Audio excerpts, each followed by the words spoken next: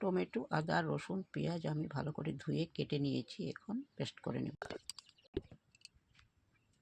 ডিমটা আমি সিদ্ধ করে কেটে নিয়েছি। এখন মশলা দিয়ে মেখে নেব। লবণ দিয়ে দেব, মরিচের গুঁড়া দেব, হলদির গুঁড়া দিয়ে দেব, দিয়ে মেখে নেব। ডিম মেখে নিয়েছি। তেল গরম হয়ে গেছে, ভেজে নেব।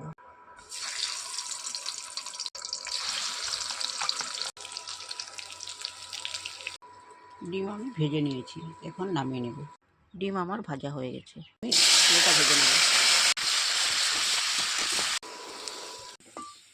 আলু ভাজি হয়ে গেছে, এখন নামিয়ে নেব।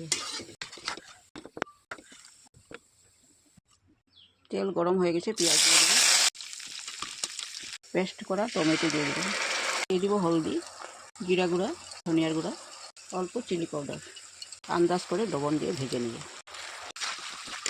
মশলা ভাজা হয়ে গেছে, এখন জল দিয়ে দেবো।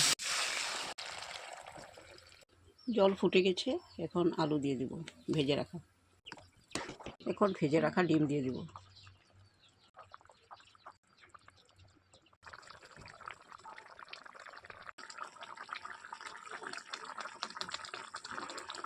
অল্প গরম মশলা দিয়ে দেবো।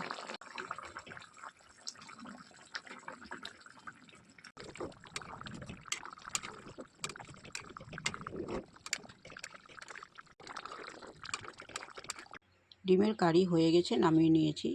রেসিপি ভালো লাগলে লাইক, শেয়ার, সাবস্ক্রাইব করবেন। Thank you.